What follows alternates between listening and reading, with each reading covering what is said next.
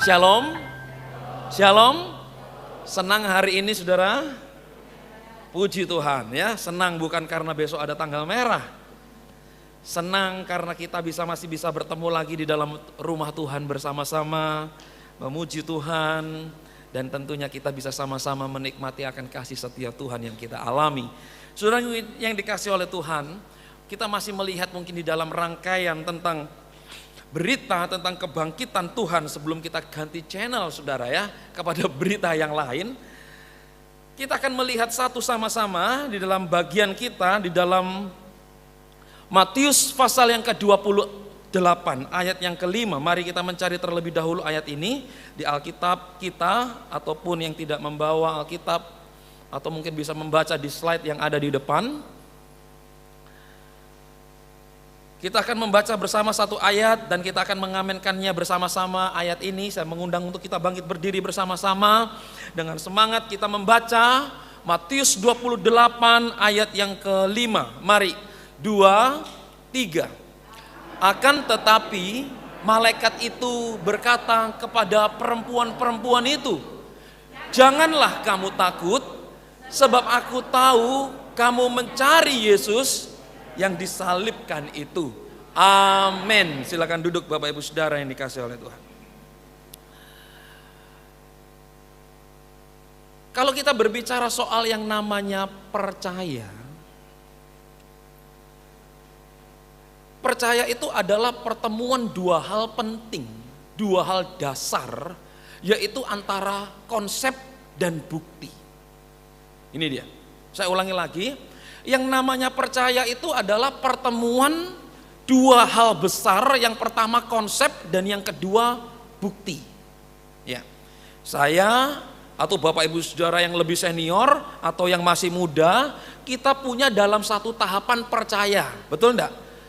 Pasti dalam satu titik, oh saya percaya kepada papa mamaku, umpama. Saya percaya kepada guruku. Saya percaya kepada motorku, saya percaya kepada mungkin apapun. Kita punya satu fase di mana kita saat ini punya satu titik percaya. Apapun itu bentuknya, kepada siapapun itu kita ada rasa percaya. Nah, percaya itu ternyata saudara tidak ujuk-ujuk percaya, tidak. Kalau ujuk-ujuk percaya saya katakan di belakang tembok gereja ini ada 5 harimau yang sedang diikat di situ. Saudara percaya? Tidak. Kapan saudara percaya kalau di balik tembok ini ada 5 harimau yang sedang diikat? Ada konsepnya dan ada bukti, baru tahapan percaya itu terjadi. Contoh, ini adalah kursi warna merah.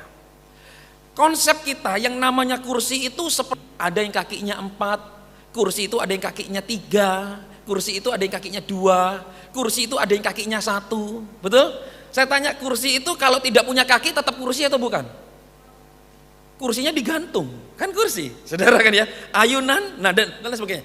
Saya tidak bertanya soal kursi kakinya berapa, tapi saya mau mengatakan demikian, kita setuju dulu semuanya konsep yang namanya kursi, walaupun ada senderannya atau tidak, ada untuk meletakkan tangan atau tidak, entah tinggi atau pendek, yang namanya kursi, saya percaya kita semua sudah dalam satu tahapan sehingga kita mengatakan kalau lihat ini pasti kursi, kalau yang lihat ini pasti meja. Oke? Nah, pertanyaannya bukan hanya dalam konsep. Kalau saya mengatakan apakah saudara percaya kalau ini adalah kursi warna merah, saudara percaya enggak? Buktinya apa? Ada kursi yang kita tadi konsepnya kita sudah setujui, oh ini kursi, dan kursinya ini berwarna merah. Makanya kita akhirnya pilih warna merah. Bisa enggak saya katakan ini kursi warna kuning? Enggak bisa. Walaupun itu kursi, kita setuju kalau ini kursi, tapi kalau itu warnanya merah, kuning, merah, kita tidak bisa mengatakan itu kuning. Kenapa? Karena itu merah. Jadi saudaraku, yang namanya percaya itu ada pertemuan dua hal besar. Yang pertama konsep yang disetujui dan oke di ACC, dan yang kedua ada bukti dari konsep yang disetujui ini tadi. Sehingga kalau sudah ada konsep dan bukti, maka lahirlah yang namanya I believe, aku percaya. Makanya Thomas pernah berkata, Yesus bangkit, Aku kalau tidak cucukkan jariku ke telapak tangannya yang berlobang paku, aku tidak akan percaya. Kenapa? Karena percaya itu adalah apa? Adanya konsep, oh Yesus bangkit. Oke, Yesus bangkit. Buktinya mana kalau Yesus bangkit? Thomas taunya Yesus disalib. Kalau disalib maka telapak tangannya lobang. Untuk membuktikan kalau Yesus bangkit dan dia hidup, mana telapak tangannya? Tak cucukkan jariku. Kalau memang bisa masuk, berarti itu Yesus bangkit. Ini percaya. Saudara percaya hari ini saudara diberkati Tuhan? Tuh, enggak percaya. Mungkin masih bisa bertanya, Tuhan kalau aku diberkati Tuhan mana buktinya? Tahun lalu aku masih naik motor. Mana kok enggak naik mobil? Apakah berkat Tuhan begitu? Bisa jadi, enggak apa-apa, Tuhan bisa kok. Dari sepeda motor Tuhan kirim kita naik pesawat. Naik, bukan punya pesawat, ya kan? Pesawat televisi punya di rumah, pesawat telepon punya di rumah. Saudaraku, kita harus ada dalam satu tahapan. Kalau yang dalam dunia saja kita kejar buktinya supaya kita percaya, hari ini kita akan melihat. Saudara percaya kalau Yesus bangkit? Yesus hidup, percaya? Apa buktinya? Apa buktinya kalau Yesus bangkit? Yesus hidup, Yesus tinggal dalam diri saudara semua. Apa buktinya? Nah, saudaraku, ini kasih di dalam Tuhan. Matius 28 ayat yang kelima, saya baca. Tetapi malaikat itu berkata kepada perempuan-perempuan itu, Maria Magdalena, Maria ibu Yakobus bersama Salome. Malaikat itu berkata, kamu jangan takut, kamu lihat aku. Aku tahu kamu mencari Yesus yang disalibkan itu. Saudaraku yang dikasih oleh Tuhan, 3 wanita ini, dia datang ke kubur Yesus. Perhatikan, ini tragis.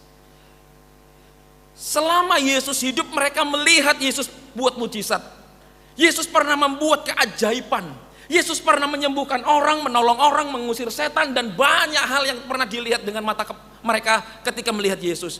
Tapi ketika Yesus mati, apa yang terjadi? Malaikat sampai mengatakan, aku tahu kamu mencari Yesus yang disalibkan itu. Artinya apa? Ketika wanita itu mendatangi kubur Yesus, selama ini mereka hanya menjadikan Yesus sebagai apa? Orang baik. Mereka jadikan sebagai apa? Penyebar agama. Yesus jadikan sebagai apa? Oh, mereka ini keluarga dari Yusuf dan Maria, aku kenal. Mereka orang baik, orang terhormat, enggak neko-neko hidupnya. Yesus itu tidak berjudi dan lain sebagainya. Ternyata mereka mencari Yesus ke kubur Yesus, mereka hanya dalam tahapan Yesus itu pernah hidup. Dan kalau aku ke kubur, ternyata Yesus mati. Tragis enggak? Saudara, jangan-jangan saudaraku, kita bisa memuji Tuhan hari ini. Kita satu atap dalam rumah Tuhan. Mungkin Bapak Ibu nanti pulang ke rumah dengan rumah masing-masing, dengan background masing-masing, dengan kebutuhan masing-masing. Lalu saudara berdoa, saudara memuji Tuhan. Pertanyaannya, yakin enggak pada waktu berdoa, pada waktu memuji Tuhan, saudara yakin enggak kalau Yesus itu hidup?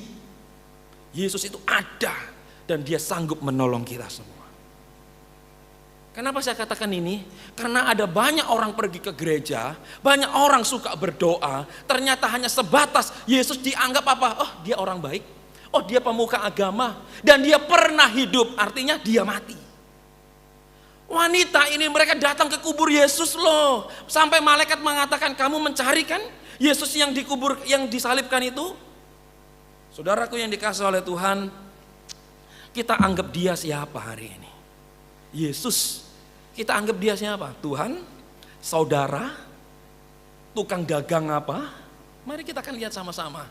Saudaraku, di dalam Markus 16 ayat yang pertama sampai dikatakan setelah lewat hari Sabat, ketiga wanita ini membeli rempah-rempah dan akhirnya mereka bawa untuk diberikan meminyaki tubuh Yesus yang sudah mati.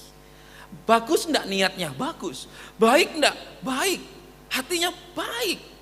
Aku melihat loh Yesus ditangkap, Yesus dihajar, disiksa sampai satu titik Yesus disalib, tombak menembus perutnya. Aku lihat dan dia mati. Makanya aku beli rempah-rempah. Untuk apa? Supaya kulitnya ini mungkin bisa diperbaiki lagi. Saya tidak tahu secara kedokteran. Mereka berusaha kepada mayat Yesus yang ada pada waktu itu. Pertanyaannya, apakah mereka tahu Yesus akan bangkit? Kalau mereka tahu Yesus akan hidup kembali, mereka tidak akan membawa rempah-rempah itu. Kenapa bawa rempah-rempah? Mereka tidak menyadari Yesus akan bangkit di hari yang ketiga. Nah, saudaraku yang dikasih oleh Tuhan, mari kita akan lihat apa yang membuat kita tidak akan mengingkari iman kita bahwa Yesus adalah Tuhan. Apa yang membuat kita tidak akan mengingkari Yesus adalah Tuhan dan itu yang kita percaya sampai mati. Kita ajarkan kepada anak cucu kita ajarkan kepada siapapun, siapa Tuhan? Yesus namanya. Siapa juru selamat? Yesus namanya. Apa yang membuat kita tidak mengingkari statement ini? Nah, ini perlu. Karena kalau kita tidak menyadari statement ini, hari ini kita Kristen, minggu depan belum tentu anak Tuhan. Dan ini banyak buktinya. Nah, saudaraku yang dikasih oleh Tuhan, kita akan lihat hari ini. Apa yang membuat kita tidak akan mengingkari bahwa Yesus adalah Tuhan? Yang pertama, ayat 6. Saya ulangi lagi. Ia tidak di sini. Malaikat itu mengatakan ia telah bangkit. Sama seperti yang telah pernah dikatakannya dulu sebelum pernah dia ditangkap dan dimatikan. Mari, kalau tidak percaya, lihatlah ke dalam di mana tempat ia dibaringkan. Yang pertama, yang membuat kita tidak akan mengingkari iman percaya kita itu karena apa? Karena Yesus bangkit dari antara orang mati. Saudaraku yang dikasih oleh Tuhan, berbicara soal yang namanya keberadaan, saya bagi dua hal yang paling sederhana, yaitu keberadaan pertama itu adalah keberadaan yang ada. Oke? Dan yang kedua adalah keberadaan yang tidak ada. Saya akan ulas demikian. Ini adalah kedua keberadaan yang seringkali kita paling gampang untuk mengelompokkannya. Keberadaan yang ada dan keberadaan yang tidak ada. Saya tanya, saudara, sapu tangan ini ada atau tidak? Tahu dari mana? Dilihat. Sapu tangan ini berwarna biru atau merah? Biru. Bisa lihat? Bisa karena sapu tangan ini ada. Betul enggak? Sekarang saya tanya, saudara bisa lihat di balik jas saya sudah siapkan satu cek 10 juta. Saudara percaya? Padahal udah tak siapkan loh. Tapi karena enggak percaya ya wes tak masukkan lagi. Saudara yang dikasih Tuhan, saya mau tanya, mana yang lebih baik? Yang ada dianggap tidak ada, atau yang tidak ada dianggap ada? Mana yang lebih baik? Mana yang lebih jahat? Ada dianggap tidak ada, atau yang tidak ada dianggap ada? Perhatikan, seringkali manusia itu berbicara eksistensi keberadaan itu antara ada dan tidak ada, hanya ini. Contoh ya, tadi saya katakan sapu tangan ini ada. Oksigen ini ada enggak? Ada. Saudara bisa lihat? Enggak. Tahu bentuknya? Lah kok percaya? Nah, ada buktinya. Kita dalam satu tatanan konsep namanya oksigen itu gas atau gini ini bisa dihirup, dibuang jadi karbon dioksida, gini. Lihat. Oh, berarti ada. Ya kan ya? Berarti oksigen itu ada. Nah, saudaraku ini kasih oleh Tuhan, mari kita kembali ke bagian ini, ada dan tidak ada. Sering kali keluarga tuh kadang kalau cekcok, kalau ribut, kalau ada apa gitu, kadang ya biarin. Wes lah, sanggepain sih gak ono. Ya kan? Saya punya teman suami istri kalau ribut apa, biarin Pak. Dulu waktu di pelayanan di Cianjur, wes Pak kita pergi ya Pak, daripada di rumah mimisan kupingku. Bayangkan, kuping sampai mimisan. Begitu kan ya. Kalau hidung mimisan tuh biasa, ini Pak daripada kupingku mimisan, saya pergi Pak, anggap enggak ada Pak. Biarkan anjing menggonggong Pak. Gitu kan ya. Dia ada, tapi karena kita sudah bludrek, karena kita enggak suka, akhirnya apa? Dia anggap tidak ada. Ada enggak? Ada. Dia yang nyapu, dia yang cuci baju, dia yang masak, ngurusi anak sekolah. Ada enggak? Ada. Dia yang melahirkan anak kita, ada enggak? Ada. Tapi ketika ada cekcok, dia anggap tidak ada. Ini jahat. Tapi terkadang manusia yang tidak ada dianggap ada. Aneh enggak? Berapa banyak anak Tuhan sekalipun masih percaya yang namanya konsep tahayul. Betul enggak? Konsep mitos. Ada. Berapa bulan lalu karena gereja di Blitar membangun, saya tuh iseng. Saya berusaha cari celah di mana saya itu akhirnya ngobrol dan saya masuki pelan-pelan tentang berita tentang Tuhan. Nah, saya pakai segala cara. Suatu hari pas lagi ngelepo begitu ya, saya masuk ke salah satu tukang ngomong soal pernikahan. Baru dia ngomong, "Pak, kita tuh di adat Jawa menikah itu harus ada tanggal yang dipilih. Itu dihitung, Pak. Kamu anak nomor berapa? Kamu anak nomor berapa? Lahir di bulan apa? Tahunnya berapa? Kira-kira gini. Dihitung, itu ada tanggalnya. Jadi kalau mau menikah pilih tanggal yang ini." Terus saya tanya, "Pak, kalau seumpama tidak pilih tanggal itu gimana?" "Oh, rumah tangganya akan hancur. Rumah tangganya kacau balau." Kenapa? Karena menikahnya di luar tanggal ini. Saya mau tanya, saudara menikah pakai tanggal baik atau enggak? Saya pilih tanggal baik. Kenapa? Lah kalau saya menikah keluarga saya pas enggak ada yang bisa datang. Saya pilih keluarga saya yang paling, itu tanggal baik. Saudara kan ya. Nah, tapi gini, bukan karena ada mitosnya. Bukan karena ada tahayulnya. Kalau enggak dituruti maka keluargamu hancur. Keluarganya berantakan hanya karena apa? Tanggal. Coba saudaraku yang dikasih oleh Tuhan. Nah, saudaraku yang dikasih oleh Tuhan, giliran tahayul dipercaya mati-matian. Giliran Yesus bangkit, Tuhan sanggup menolong, Tuhan sanggup menyembuhkan, Tuhan sanggup mengadakan mujizat. Terkadang orang Kristen sendiri katakan, cukuplah jadi Kristen.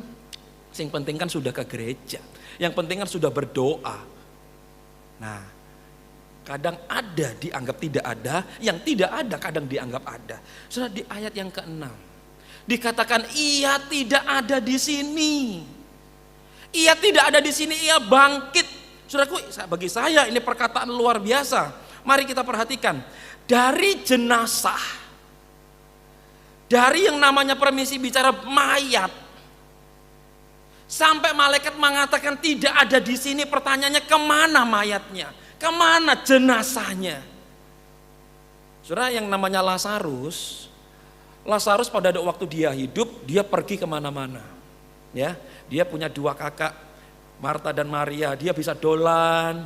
Waktu Lazarus sakit, mungkin Lazarus bisa titip pesan kepada kakaknya, "Mbak, tolong cepat kirim surat ke Tuhan Yesus, bilang aku sakit keras."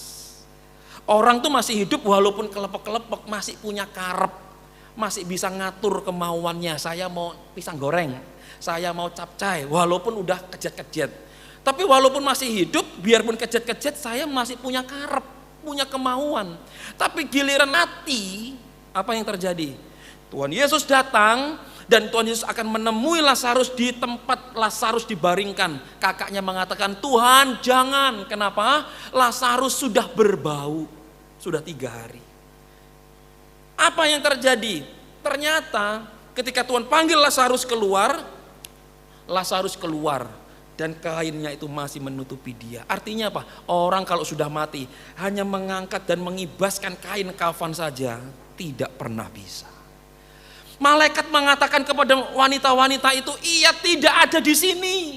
Loh, saudara, ini saksi, ini adalah fakta sejarah. Yesus hidup, dia bangkit.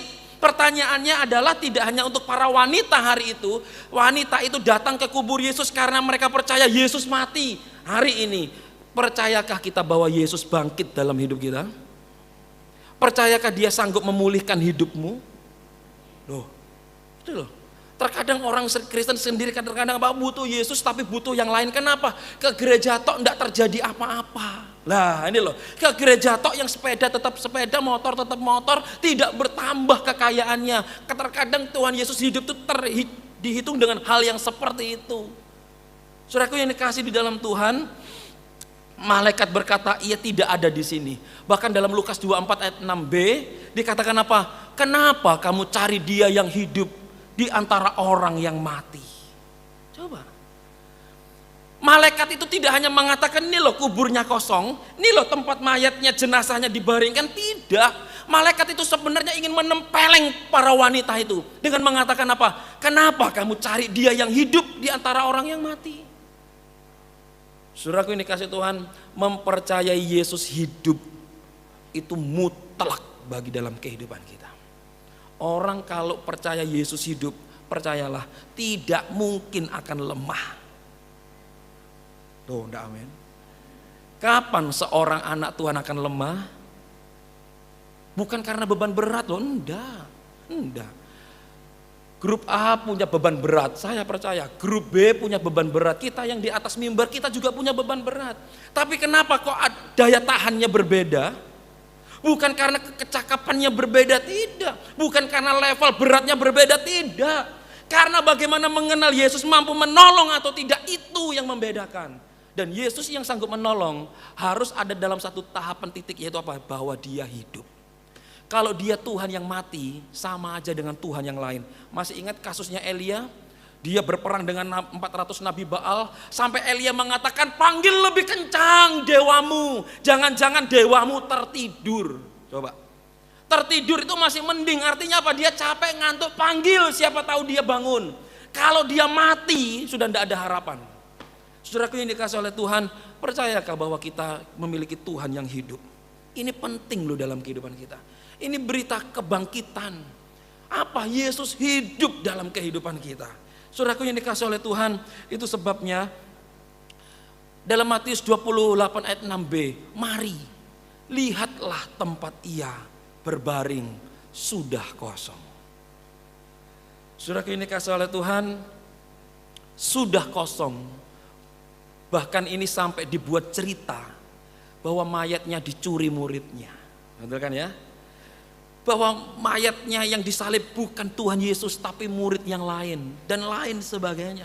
Oleh karenanya itu saudaraku, jangan jadikan Yesus sebagai Tuhan yang sembarangan dalam hidup kita. Saya ulangi. Jangan jadikan Yesus sebagai Tuhan yang sembarangan dalam hidup kita. Loh, aku enggak sembarangan kok jadikan Yesus sebagai Tuhan. Apa buktinya? Saudaraku, seseorang ketika dia kurang setia, maka dia menjadikan Yesus sebagai Tuhan asal-asal Tuhan dalam hidupnya. Karena apa? Tadi saya katakan kalau dia menyadari Tuhan itu ada, dia hidup, dia hebat, dia dahsyat, tidak mungkin kesetiaannya biasa-biasa. Tidak akan. Semakin dia menyadari Yesus semakin luar biasa, semakin pula bukti imannya di dalam Tuhan. Nah, saudaraku yang dikasih oleh Tuhan, kita melihat di dalam hukum Taurat, hukum yang ketiga, dikatakan jangan sebut nama Tuhan Allahmu dengan sembarangan. Jangan sebut nama Tuhanmu dengan sembarangan. Perhatikan, nyebut aja enggak boleh sembarangan. Apalagi menjadikan dia sembarangan dalam hidup kita. Makanya saya katakan, Amsal menuliskan, terkutuklah orang yang mengandalkan kekuatannya sendiri, mengandalkan kekuatan manusia, mengandalkan kekuatannya sendiri. Terkutuklah dia. Kenapa? Terbatas. Itu sebabnya Yesus bangkit membuktikan apa? Aku tidak terbatas untuk menolong dalam kehidupanmu. Di dalam 1 Korintus 15 ayat 55, Yesus bangkit menyatakan apa? Hai maut, di mana kemenanganmu? Hai maut, di manakah kuasa sengatmu? Tidak ada. Saya mengatakan Yesus mati di kayu salib menyucikan dosa kita, kita dari dosa kita. Sehingga tidak ada tuntutan dosa terhadap diri kita. Suatu hari memang kita akan menghadap penghakiman. Tapi bukan penghakiman karena dosamu tanggal sekian apa, dosamu bulan sekian apa, tidak. Itu semua sudah dipakukan di atas kayu salib. Tidak ada lagi dosa yang akan menghakimi kita. Pada waktu nanti kita bertemu dengan Tuhan menghadap meja penghakiman, penghakiman apa yang akan kita terima? Penghakiman atas mahkota yang akan kita terima dalam kehidupan kita. Kita banyak setia, terima mahkota. Kalau kita hanya setia-setia biasa, waduh, Tuhan bilang sih belum waktunya, balik dulu dah. Saudaraku yang dikasih oleh Tuhan, itu sebabnya kalau kita sudah tahu Yesus bangkit mengalahkan maut, dia mati menghapus dosa kita, dia bangkit supaya dia menyatakan I am God, aku adalah Tuhan. Maka saudaraku, mari kita bertanya, what do you love when you love Jesus? Ini harus kita tanya. Apa yang saudara cintai ketika saudara mengatakan aku mencintai Yesus? Apa? What do you love when you love Jesus? Aku ini, Tuhan, aku ini ada di gereja ya hari ini ya Tuhan. Aku ini bersama saudara semua. Aku ini memuji Tuhan loh Tuhan. Kira-kira aku ini di sini kenapa? Oh, aku Kristen. Oke, aku Kristen memuji Tuhan. Kira-kira kenapa aku memuji Tuhan? Oh dia pernah sembuhkanku. Oh ya puji Tuhan kalau dia pernah sembuhkanku. Kalau ketika aku sakit dan dia tidak sembuhkan, apakah aku tetap memuji dia? Apa yang kita cintai ketika kita mengatakan Tuhan aku mencintaimu? Ini yang harus ada. Katakan Tuhan, Paulus mengatakan yang ingin ku kenal adalah apa? Mengenal kuasa kebangkitannya Tuhan. Kenapa? Dia hidup. Dia hidup tidak hanya 2000 tahun lalu. Dia hidup sampai hari ini dan menolong kehidupan kita bersama-sama. Saudaraku ini dikasihi oleh Tuhan, itu sebabnya hari ini kita ibadah. Bukan seperti wanita-wanita yang kekubur. Wanita kekubur mereka bawa rempah-rempah. Tuhan, aku bawain jahe ya. Aku tidak tahu untuk tubuh jenazah itu rempah-rempahnya apa, saya juga tidak tahu. Tuhan, aku bawain apa? Mungkin ya obat-obatan mungkin zaman dulu. Tuhan supaya apa? Lukamu ini bisa ditutupi. Memang tubuhmu ini sudah mati, tapi siapa tahu dengan template-templean ini mungkin bisa mengobati dikit. Saya tidak tahu dalam secara ilmu kedokteran. Saudara, kita ada di sini bukan seperti para wanita yang membawa rempah-rempah kepada mayatnya Yesus, tidak. Kita ada di gereja karena apa? Dia hidup. Kalau dia tidak hidup, tidak akan pernah ada kekristenan di muka bumi sampai hari ini. Saudaraku yang dikasihi oleh Tuhan, itu sebabnya kuburnya kosong. Kenapa? Karena dia hidup. Karena dia hidup, jangan ingkari imanmu. Saya sedih saudara, ada satu saudara ini nanti akan saya follow up. Saya tahunya semalam. Anaknya kaum muda. Dia pun ke gereja. Saya kagetnya setengah mati tadi malam. Dia sudah mengatakan ada satu kalimat Alhamdulillah, dan dia memakai kerudung. Siang ini saya akan follow up. Kenapa? Waktu itu sudah berapa tahun lalu ada satu lagi. Karena ribut dengan keluarga akhirnya dia kembali ke kepercayaannya yang lama, memakai ini lagi. Sekarang satu lagi, tadi malam saya baru tahu dia memakai ini lagi dengan kalimat-kalimat yang ada di dalam keterangan yang ada di bawah fotonya dia. Kenapa? Saya mengatakan kalau kita tidak mempercayai Yesus hidup, hari ini bisa di gereja, hari ini bisa memuji Tuhan, hari ini mengatakan aku Kristen. Tapi kalau kita tidak ada dalam satu konsep bahwa Yesus hidup, kita akan bisa mengatakan aku tinggalkan Tuhan. Karena apa? Makanan. Aku tinggalkan Tuhan karena apa? Kesehatan. Dan banyak lagi lainnya. Saudaraku, saya tidak tahu hari ini seberapa kuat saudara mengenal Tuhan. Apakah saudara mengenal Tuhan hanya betul-betul karena dia bangkit, atau saudara mengenal Tuhan karena apa? Tuhan pernah mengatakan kepada orang Israel, orang memanggil aku Yesus, Yesus, Tuhan, Tuhan. Bukan karena aku Tuhan. Karena mereka membutuhkan makan dan minum dalam kehidupannya. Saudaraku, kita jadi orang Kristen bukan karena kita butuh makan dan minum. Itu urusan kecil bagi Tuhan. Dia sanggup pelihara Elia 3 tahun dengan burung gagak. Apa susahnya dalam kehidupan kita dia pelihara kita? Pertanyaannya bukan masalah makan minum pakai. Pertanyaannya adalah, sudahkah aku percaya dia hidup di dalamku? Orang kalau percaya Yesus hidup, pasti berubah. Amin. Saya pelan-pelan. Orang kalau percaya Yesus hidup, hidupnya pasti berubah. Tidak hanya ngomong kesetiaan. Tidak hanya ngomong cinta Tuhannya. Tapi seluruh hidupnya kalau dia percaya Yesus hidup, pasti aku berubah. Saudaraku ini dikasihi oleh Tuhan, 1 Samuel 17 ayat 45. Ketika dalam peperangan Daud menjawab kepada Goliat, aku mendatangi engkau dengan nama Tuhan semesta alam, Allah segala barisan Israel yang kau tantang. Itu pertanyaannya, kenapa Daud menggunakan nama Allah semesta alam? Kenapa? Karena Daud tahu Tuhannya hidup. Daud mengalami pertolongan Tuhan. Daud mengalami segala mujizat daripada Tuhan. Itu sebabnya Daud tidak mengingkari imannya. Kelihatannya Goliat di depan mata. Kelihatannya tekanan hidup, ancaman berbahaya ada di depan mata. Tapi Daud mengatakan apa? Aku mendatangimu dalam nama Tuhan semesta alam. Kenapa? Karena dia hidup. Coba kalau dia mati, dia pasti akan pilih yang lainnya. Saudaraku yang dikasihi oleh Tuhan, Yesus hidup, dia tinggal dalam diri kita, membuat kita akan mampu hadapi segalanya. Saya katakan hadapi segalanya. Waktu saya di Cianjur, saya senang saudara. Saya lulus sekolah teologi, masuk ladang pelayanan sendirian. Saya masuk ke sebuah kota yang saya tidak pernah tahu sebelumnya. Ternyata kota itu sangat kuat sekali, agama seberang dan luar biasanya. Suatu hari di dalam perintisan itu ada satu wanita. Kira-kira saudara percaya kalau saya katakan dia wanita? Ya karena dia wanita, saya tahu dia wanita saudaraku ya. Suatu hari akhirnya dia ikut mengatakan, Pak saya mau dibaptis. Oke, ikut kelas katekisasi ya begini-begini. Wah saya senang dalam hatiku, Tuhan buah pertama. Ya kan ya, senang.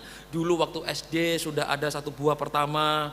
Ternyata dia kenapa mau jadi Kristen? Karena waktu itu bulan Desember. Ya kan?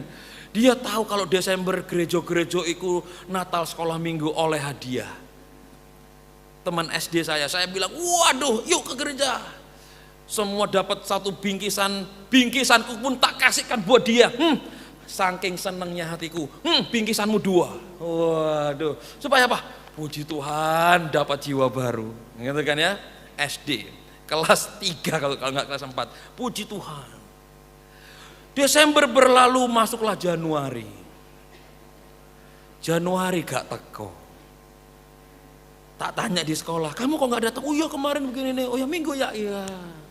Minggu kedua Januari gak datang lagi, tak tanya kemana? Oh iya begini, iya. Minggu dia, iya. Minggu ketiga gak datang, oh 14 ini. Dalam hatiku tahu ngono gak tak kei bagianku. Ya kan saking semangatnya. Nah di Cianjur saya akhirnya dapat 1 jiwa. Dia mengatakan saya mau dibaptis, mau percaya Tuhan. Wah senang hatiku.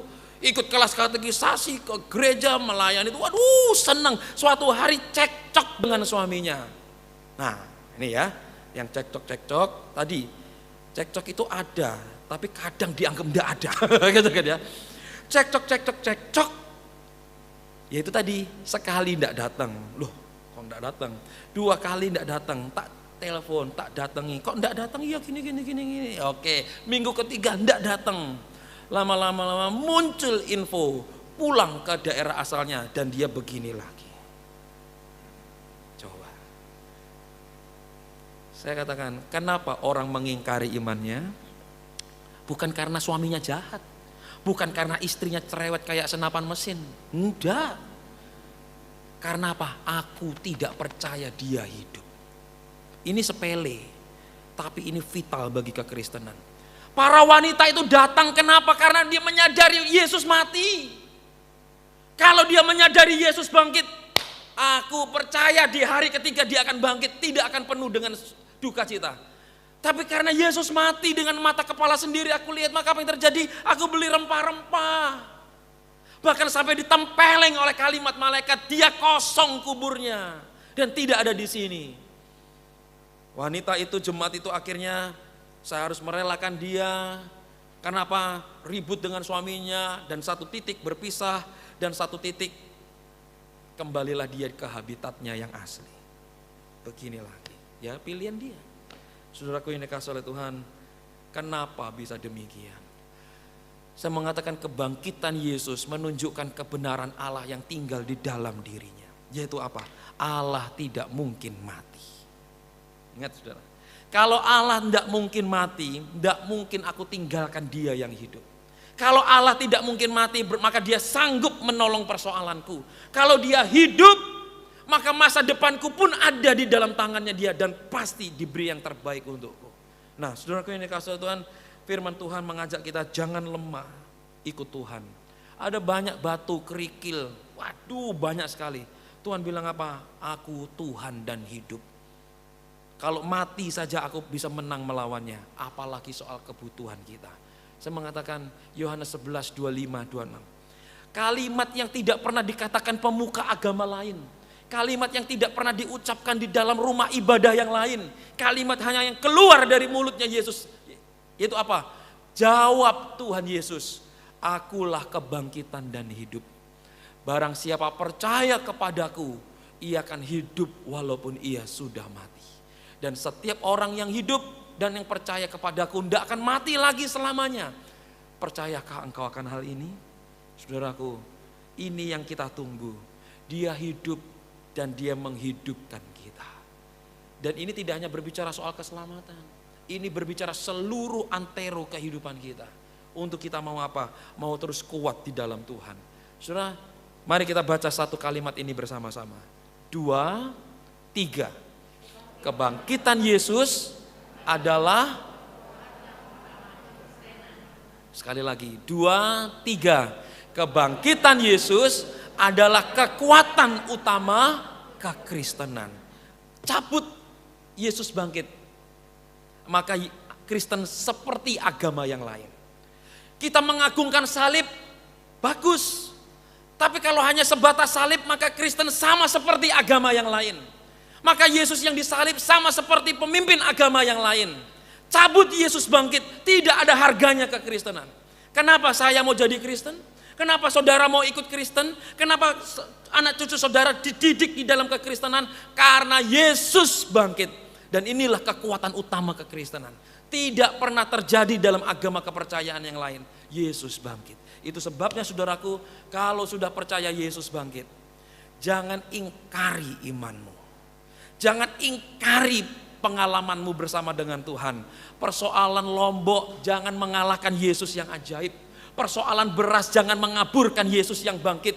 Persoalan pilekmu jangan membuat Yesus tidak mampu menolongku, tidak. Roma 8 mengatakan apapun yang Tuhan izinkan terjadi mendatangkan kebaikan. Saudaraku, saya tutup sampai di sini. Kiranya menjadi berkat. Percayalah Yesus bangkit. Jangan hanya percaya kalau bisa. Buktikan kalau kita percaya. Apa yang membuat Yesus bangkit? Dia hidup. Hidup di mana? Bukan hidup di awan, bukan hidup di mana. Dia hidup dalam diri kita. Adakah Yesus hidup dalam dirimu? Saudara yang bisa tahu dan bisa menjawabnya. Saya